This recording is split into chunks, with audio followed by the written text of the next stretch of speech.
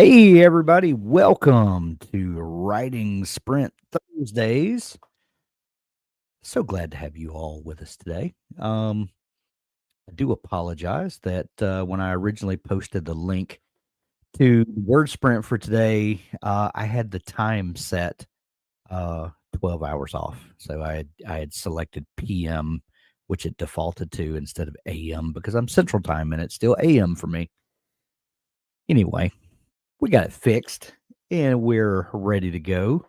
How is everybody today? Tell me what you're working on. I've got a short story that I um, had some bizarre ideas for, and I think that it might work into something that I can use as a lead magnet or something.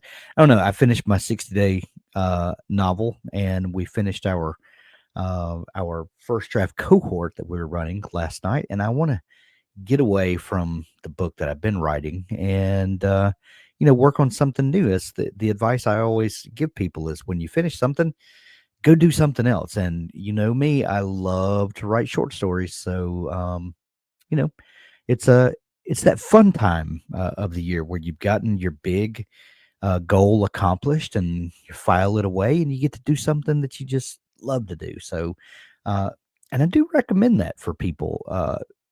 Sometimes, and hello everyone. Hello Bond. Hello NJ. Hello Rosalinda.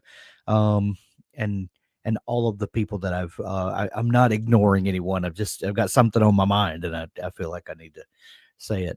It's so easy to get, um, in the you kind of wrapped up in all of the business of writing, if that makes sense. That I've got this, I've got to accomplish, I've got this, and I'm going to be publishing and schedules and all that. But be sure that you're taking the time, and this is a perfect time when you finish a draft and you're going to start working on something else a little later. Find the time to write something that you love, because everyone I've ever met got into writing because they had something they felt like they wanted to say, had, an idea that would entertain them. And if it'll entertain them, um, surely it'll entertain someone else. And we want to bring joy into the world. So find time to make sure that you're doing that. Bond popped up a question. How do you know if you're more of a short story writer than a novelist? I asked the other guys yesterday, but would love your take. Uh, I don't know that I strictly believe that people are one or the other. I think it's an essential skill for both. I think if you're gonna be a novelist, I think learning to write short stories can be very helpful, um, because, short stories tend the focus is more narrow. You tend to be dealing with one main character. There are, you know, tertiary characters that affect the story in a lot of cases, sometimes not, but in a lot of cases.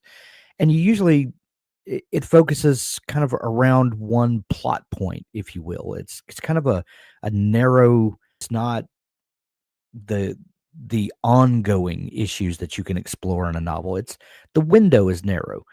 So learning to explore the the creative confines of the short story and really nail it and do it well will then help you in writing a novel. They can seem contradictory, but once you've mastered that narrow focus, then expanding that or duplicating that narrow focus over several times in a novel can be very helpful.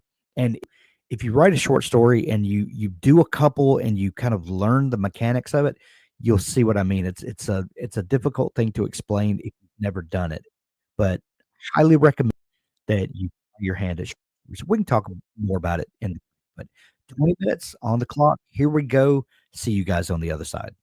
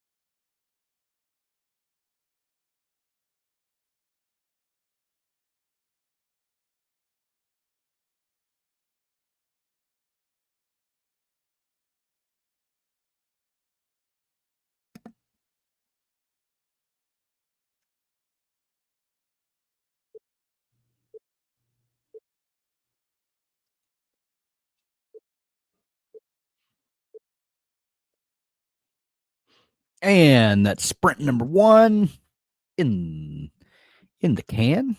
Ready to move on to sprint number 2. Make sure, whoops, I'm trying to click on the wrong screen. Make sure you copy your words and paste them over into sprint number 2. I will put the link to sprint number 2 in the chat. You can also click on the link at the top of the page there as well. You're welcome, Bon. I'm just trying to catch up on comments here. We were talking about writing short stories earlier, and Bon asked, "How do you know if you're a novelist or a short story writer?" And I was basically just saying that I think most writers can embrace both the forms, and I think you'll be a better writer for it. And if you missed that little diatribe where I was going on for a couple minutes about that, you can watch the replay. But I love short stories. I love writing short stories, and I do believe that writing short stories makes you a better novelist. Anyway, Rosalinda with 362. Let's see. Melaine Featherfield artist, 738. Um, do, do, do, do, Cyber Codger says research rabbit hole. Thanks for the imposed time limit. Bond with 410. Let's see. Emmylou 743. I'm having trouble reading the comments today for some reason. Athena 529. Elena 174. So what's everybody working on? Uh, Bond says, I feel more at home with short stories, especially after the 60-day novel challenge, which was freaking hard. It's supposed to be. Um, but can you survive as a writer on only short form stuff? Well, now that's a whole other discussion, isn't it? Can you survive? Sure. If you write enough, sure. And the short stories, interestingly, um, there are different ways that you can pursue writing short stories. There are still, especially in the indie writer space, there's still a lot of anthologies that are published um, by by indies, and where they'll take submissions of short stories, usually around a theme, and you can write a story kind of toward that theme. And if done well and really hustling, um, you can earn 150 to 300, $400 or so per short story. Um, and but you've got to really hustle. You gotta be able to write to spec, and um, really get after it. But you can do it. It can be done. And I've published a, a big number of short stories in those types of anthologies. Also, usually you give permission, a kind of exclusive rights for that short story for a period of time. Sometimes it's like a year, but once that year time period has expired, you can republish that short story, on your Amazon KDP account, and sell it for 99 cents. A really good short story you charge 2.99 for, and you publish a lot of it, and then when you've got 10 or 12 short stories, package them up as an anthology of your own short stories. And I've done that as well. And they might not sell as well as novels do, but it will move copies. And it's like everything else. We need to get out of this mindset of the one book breaking us out into stardom, and really work on building that catalog of our work. That's really where my mind has shifted these days, and just building a catalog of your work. So, think in those terms, and I think you'll be okay in the long term. All right. Next 20 minutes, I'll see you guys on the other side.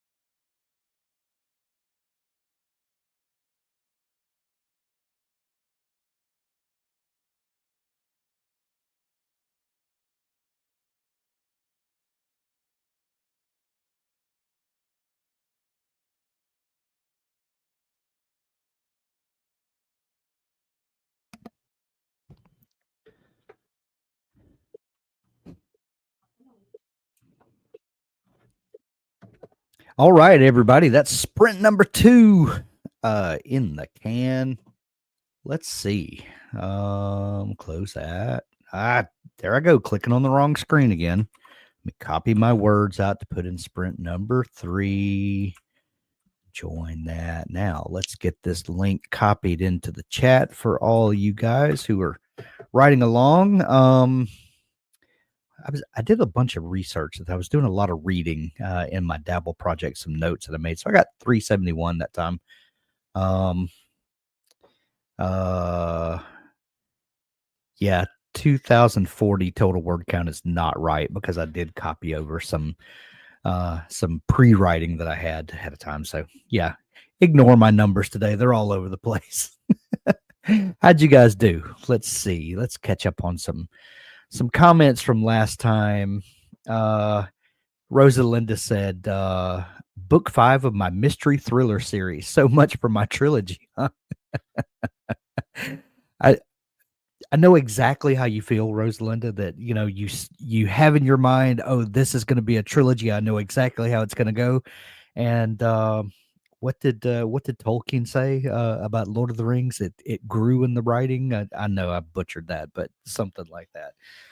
Yeah, I feel for you. I know exactly what you're talking, but that's the amazing thing. That just means you've got more story to tell and you've got more books to sell us. So, how's that so bad? Um, uh, Daniel says all writers write short form. We all share scenes as elemental building blocks. Absolutely, absolutely. That's a great way to think about it. Um, Mullane says chapter 8 of my next novel today. That should work out. Congratulations. Elena 188, 417 for let's see, 396, Rosalinda, Athena 495, Bond 306. Renee says just joining in. Well, welcome in. Glad you could join us. Emily Blue 664.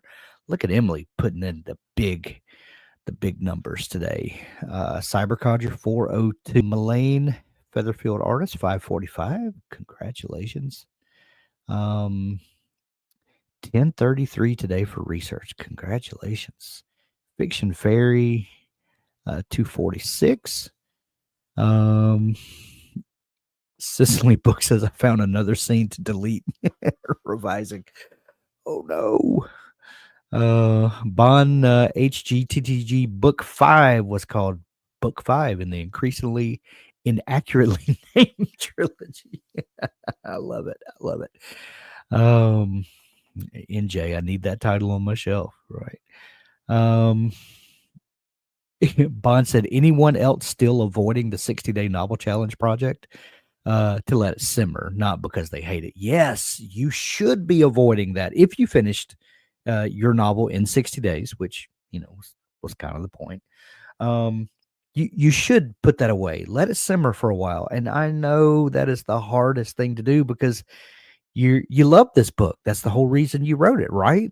So why would you put it away when this is a thing that you love? But trust me, if you can put it away and not look at it and just trust your subconscious mind. I talk about it all the time.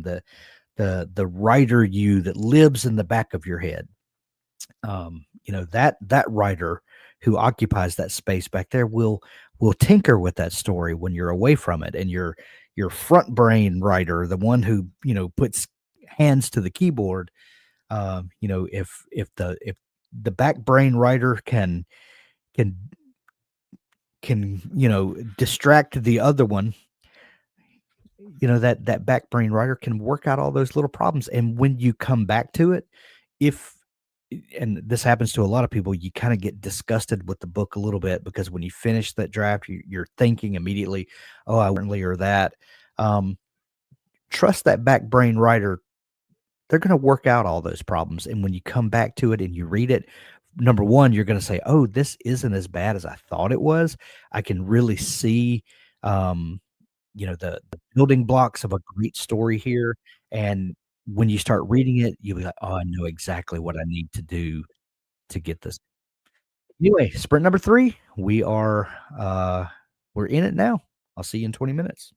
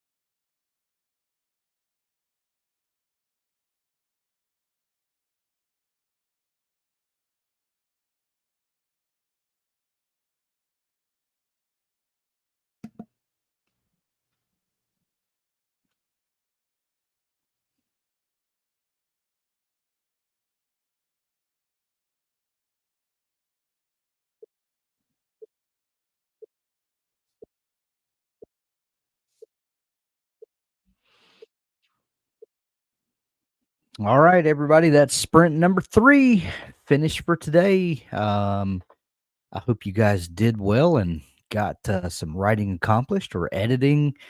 Uh, let's see.